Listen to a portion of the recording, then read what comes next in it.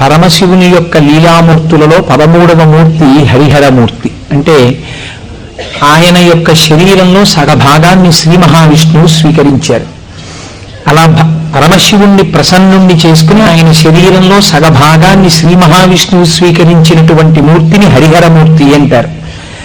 నువ్వు ఎటువంటి భక్తితో ఎటువంటి ఉపాసన చేసి శంకరుని యొక్క శరీరంలో అర్ధభాగాన్ని పొందావో ఆ ఉపాయాన్ని నాకు చెప్పవలసినది అని పార్వతీదేవి నారాయణుణ్ణి ప్రార్థన చేస్తే శ్రీమన్నారాయణుడు పార్వతీదేవికి ఉపదేశం చేసినటువంటి స్తోత్రమే శివాష్టోత్తర శతనామ స్తోత్రం.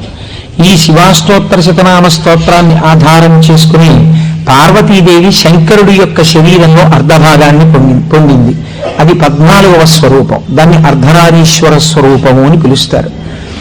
మనకి కూడా కావలసింది మనుష్య జన్మ యొక్క పరమ ప్రయోజనం భగవంతుడితో ఐక్యమే కనుక శివాష్టోత్తర శతనామ స్తోత్రాన్ని ప్రదోష వేళలో చదవడం మనకి ఇహమునందు సమస్తమైన కోరికలని తీరుస్తుంది. పారలౌకిక సుఖమును భగవంతుని యొక్క అనుగ్రహాన్ని మన యందు ప్రసరింపచేస్తుంది. నిన్నటి రోజున శివనామం గురించి మీతో కొంత నేను ప్రస్తావన చేసి ఉన్నాను. శివో మహేశ్వర అని పిలుస్తారు. ఈ మహేశ్వర అనబడేటటువంటి నామం చిత్రమైనటువంటి నామం. మనకి మంత్రపుష్పం చెప్పినప్పుడు ఒక మాట చెప్తుంటాం, ఈశాన సర్వ విద్యానాం ఈశ్వర సర్వభూతానాం బ్రహ్మాధిపతి బ్రహ్మణోధిపతి బ్రహ్మా శివో మే అస్తు సదాశివోం అని. సర్వమంగళములకు కారణమైనటువంటి వాడు, సర్వ జగన్నియామకుడు, సృష్టి స్థితి లయలు చేసేటటువంటి వాడు తానొక్కడే అయి ఉండి కానీ సృష్టి చేసినప్పుడు ఒకడిగా, స్థితికారకుడిగా ఉన్నప్పుడు ఒకడిగా, లయకారకుడిగా ఉన్నప్పుడు ఒకడిగా, మూడుగా కనపడుతూ ఆయన యొక్క అనుగ్రహము చేత జ్ఞానము కలిగినప్పుడు అవి మూడు కావు ఒక్కటే అన్న జ్ఞానము ఎవరి నుంచి ప్రసరిస్తుందో ఆయన మహేశ్వరుడు.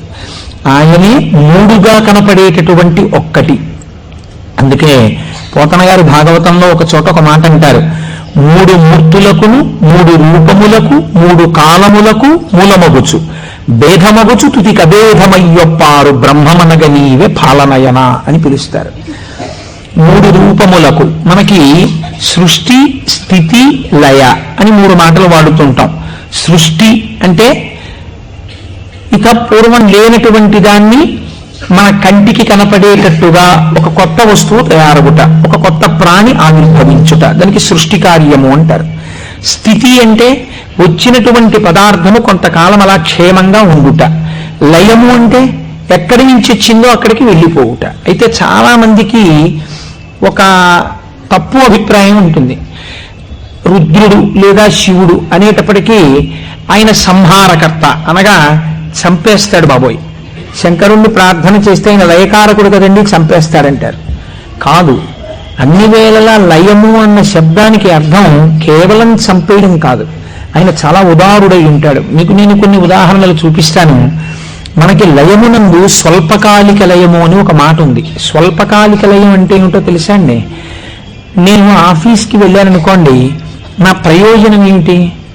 ఆఫీస్కి వెళ్ళడం దేని గురించి అంటే నా ఇంట్లో ఉన్న భార్యాబిడ్డలు క్షేమంగా సంతోషంగా ఆనందంగా ఉండేటట్టుగా వాళ్ళకి కావలసినటువంటి ద్రవ్యమును సంపాదించడానికి ఆఫీస్కి వెడతాను.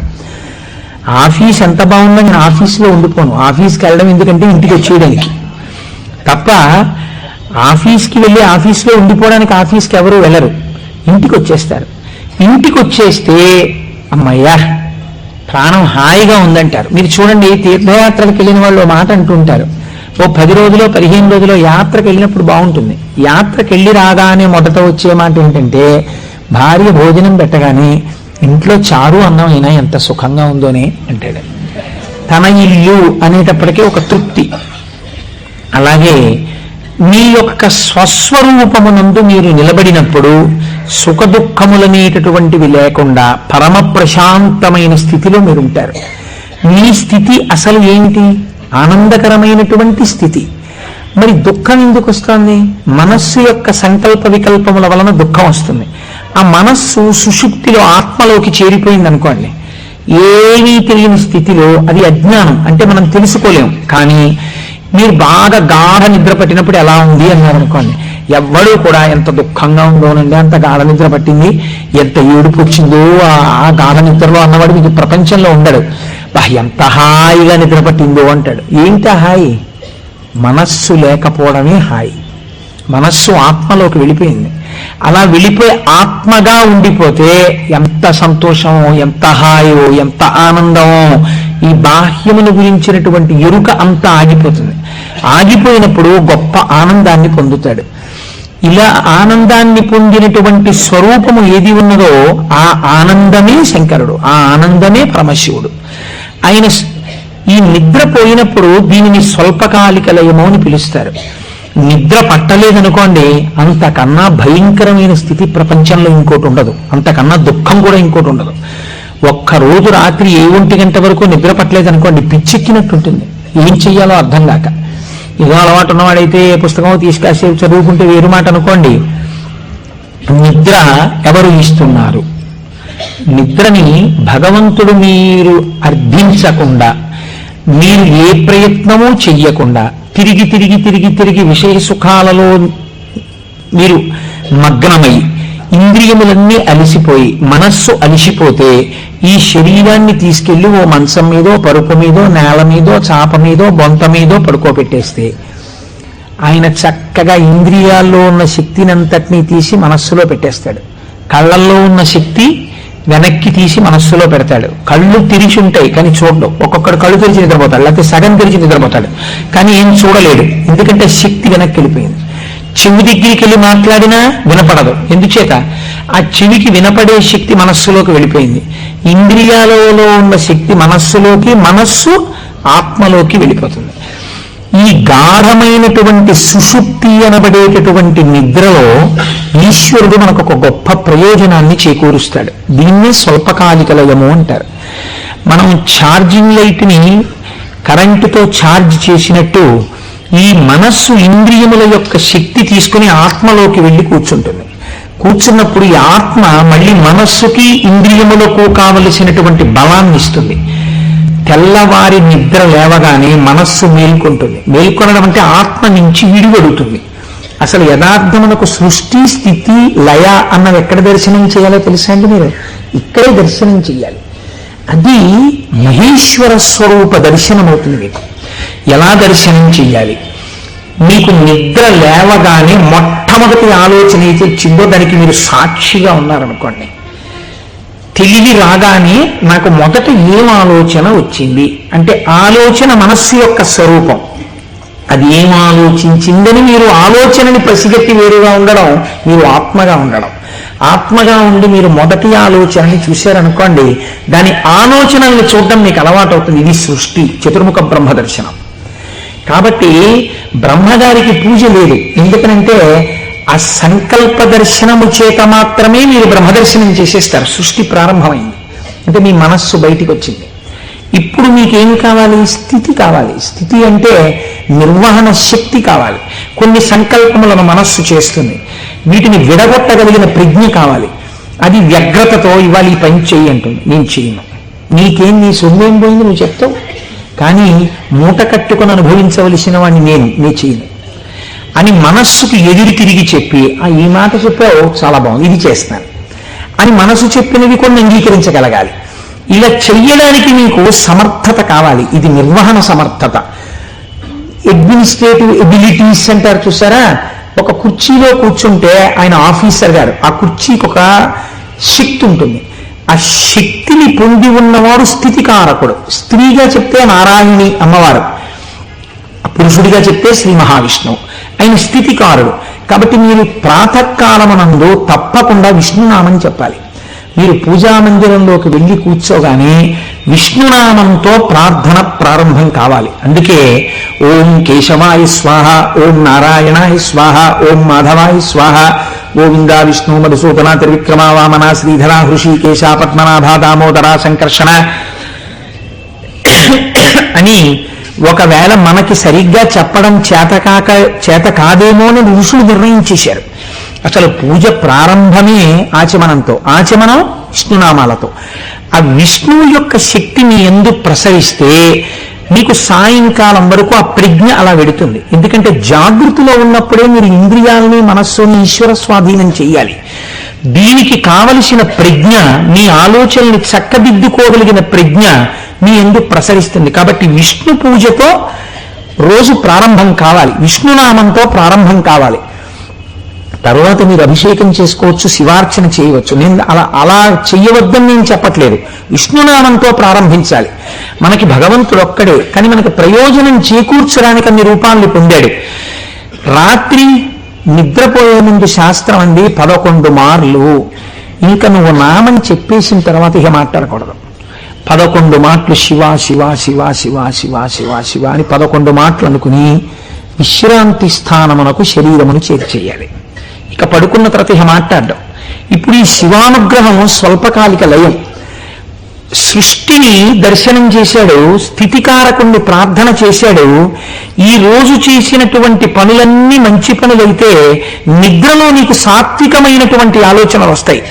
సాత్వికమైన ఆలోచనలతో, చిత్తశాంతితో, భయానకమైన కలలు రాకుండా హాయిగా నిద్రపుచ్చగలిగినటువంటి స్వరూపము స్వల్పకాలిక లయమైనటువంటి పరమశివ స్వరూపము. శివనామం చెప్పి నిద్రపోతే నిద్రా సమాధి స్థితి, అది సమాధి స్థితి అవుతుంది. మళ్ళీ లేచాడు, మళ్ళీ సృష్టికర్త దర్శనం చేస్తాడు. తొలితలంపు ఏది వస్తోందో దాన్ని మీరు ఈశ్వరుడి వైపుకి తిప్పడం అలవాటు చేయాలి మనస్సుకి ప్రయత్నపూర్వకంగా. ఫస్ట్ డిక్టం లోపల నుంచి ఏం రావాలో తెలుసండి, అది మీరు అలవాటు చేయాలి. అప్పుడు మీరు ఒక రోజుని, కాలమునందు ఒక రోజు అనబడేటటువంటి విభాగమును మహేశ్వరుడిగా మారుస్తున్నారు మీరు. ఇది మహేశ్వరార్చనము. ఒక రోజు మహేశ్వరుడైంది, మీరు ఆ మహేశ్వరార్చన చేత మీరు మహేశ్వరుడైనారు. ఎలా అంటే మొట్టమొదటి ఆలోచన బయటికి వస్తూనే మనస్సుకి ఒకటి అలవాటు ఉండాలి. ఏమిటో తెలుసా అండి అలవాటు? ఇది చిత్రంగా ఉంటుంది. చిలకకి సహజ స్వభావం ఏమిటి? మీరు ఒక పంజరంలోంచి బయటికి తీస్తే ఎగిరిపోవడం. కానీ కొంతమంది చిలక ప్రశ్న అని జ్యోతిష్యం చెప్పేవాళ్ళు ఉంటారు.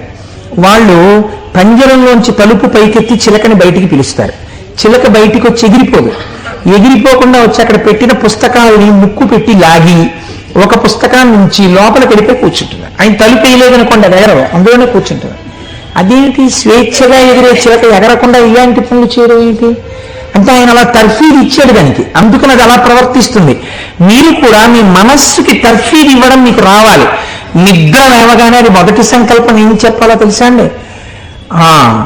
ఇప్పుడు నీ ఇంట నీ ఆరాధ్య దైవము, నీ కులదైవం ఎవరున్నారో వారు నువ్వు పడుకున్న వైపు నీ తల ఇటువైపు ఉన్నది. సాధారణంగా నిద్రపోయేటప్పుడు ఎడమ వైపుకు నిద్రపోమని శాస్త్రం. నువ్వు కొంచెం ఓరగిలా పడుకుని కొద్దిగా తల కుడి పక్కకి తిప్పి నీ కన్నులు విప్పితే నీ దృష్టి ప్రసారము తిన్నగా నీ కులదేవతా స్వరూపము మీద పడుచున్నది. అది లక్ష్మీనారాయణులు కానివ్వండి, పార్వతీ పరమేశ్వరులు కానివ్వండి. నేను దాని యందు అభ్యంతర ప్రకటన చెయ్యను, ఉన్నది ఒకటే పరబ్రహ్మం. కనుక ఇది మొదటి ఆలోచన కావాలి. ఇది మనస్సుకి మీరు అలవాటు చేయాలి. అంతేకాని టైం అయిపోతోందని గడియారం వంక చూస్తూ కంగారుగా లేవడం అలవాటు కాకూడదు. మీ తల తిప్పి మీ కళ్ళు విప్పితే మీ మొట్టమొదటి దృష్టి ఇలా చెదురుతూ బాగా నిద్రపోయినటువంటి కనులలోంచి జరిగిన మొదటి కిరణ ప్రసారము పరమేశ్వర మూర్తి మీద పడడము చేత పరావర్తనము చెంది ఆ పార్వతీ పరమేశ్వర లేక లక్ష్మీనారాయణ దర్శనము ఇక్కడ జరిగి ఈ కంటితో చూసి లేచిన తర్వాత కాలు పెట్టే ముందు మనస్సు మళ్ళీ సముద్రవసనే దేవి పర్వత స్తనమండలే అని ఒక శ్లోకం చెప్పి కిందకి దిగగానే, గురువుగారు మీరు నాకు ఉపదేశం చేశారు, మీరు చెప్పిన బుద్ధితో ఈనాటి నా రోజు గడుచుగాక అని నేల మీద పడి గురువుగారి పాదాల్ని ఒక్కసారి మనస్సులో ధ్యానం చేసి వారి పాదాలకి శిరస్సు తాటించి పైకి లేవడం. ఇది మీకు అలవాటు అయిందనుకోండి, మీకు తెలియకుండా మీరు మొదటి ఆలోచన రావడానికి సాక్షి. ఇప్పుడు ఈ ఆలోచనని మీరు ఒక దిశానిర్దేశం చేస్తున్నారు. ఇది స్థితికారకత్వం. అసలు నిజంగా ఒడిసి పట్టడం, ఇలా తిప్పడాన్ని యథార్థమునకు ఒక రోజున మహేశ్వరుడిగా మార్చుట కాకుండా ఎక్కడో మహేశ్వరుడు ఉన్నాడు, ఆయన సృష్టికర్త స్థితికర్త ప్రళయకర్త. మీరెప్పటికీ సృష్టికర్త స్థితికర్త ప్రళయకర్త దర్శనం చేస్తారు? లలితా సహస్రనామంలో, లలితా అష్టోత్తరంలో అమ్మవారికి ఒక నామం ఉంది, భావనామాత్ర సంతుష్టాయై నమః. మీ భావన ఎలా ఉందో దాని చేత ఆవిడ సంతుష్టురాలవుతుంది, ఆవిడ ఆనందిస్తుంది. ఇక్కడ మీరు భావన చేస్తుంటే ఈ శక్తి అంతా ఆవిడే, ఇక్కడ ఉన్న శక్తి, ఇక్కడ ఉన్నటువంటి ప్రకృతి వికారమైన శరీరం ఆవిడే. ఇది ఆయన్ని కోరుతోంది. దీన్ని దానితో కలపాలని ఆవిడ తెర పైకెత్తుతుంది. ఇది మాయా అన్న అవనిక ఒక రోజున పైకెత్తేస్తుంది ఆవిడ. అప్పుడు మీరు దాంతో కలుస్తారు. ఇది జీవితంలో అనుసంధాన ప్రక్రియగా వెళ్ళవలసినటువంటి మహేశ్వర స్వరూపం. అంతేకాని మహేశ్వర స్వరూపం అనగా ఏదో దేవతలందరి చేత పూజింపబడవాడు, నేను దాన్ని దోషం అంటలేదు, నేను తప్పంటలేదు. కానీ మీరు అలా అనుసంధానం చేసుకుంటే అది భక్తికి బాగా పనికొస్తుంది. అందులో నేను ఎంత మాత్రమూ దోషమించను. కానీ మీకు ఇది నిత్య జీవితమునందు అలవాటులోకి తెచ్చుకోవలసినటువంటి ప్రక్రియ. మీరు ఇలా దర్శనం చేస్తూ వెళుతున్నారనుకోండి, మీ లయ పరమశివుడు. మీరు ఇప్పటిదాకా ఎవరితో కలిసి ఉన్నారు అని అడిగారనుకోండి, నిద్ర లేవగానే మీరు ధైర్యంగా చెప్పగలగాలి, నేను ఇప్పటి వరకు కైలాసమునందు పార్వతీ పరమేశ్వరులతో కలిసి ఉన్నాను. అది నా నిద్ర. ఎందుచేత? నా నిద్రని నేను అలా స్వీకరించాను. పడుకోబోయే ముందు నేను లేచినప్పుడు నేను చతుర్ముఖ బ్రహ్మ దర్శనము చేత సృష్టికర్త దర్శనమే నా యొక్క మేల్కొనుక. నా పూజామందిర ప్రవేశము స్థితికర్త యొక్క ప్రార్థన.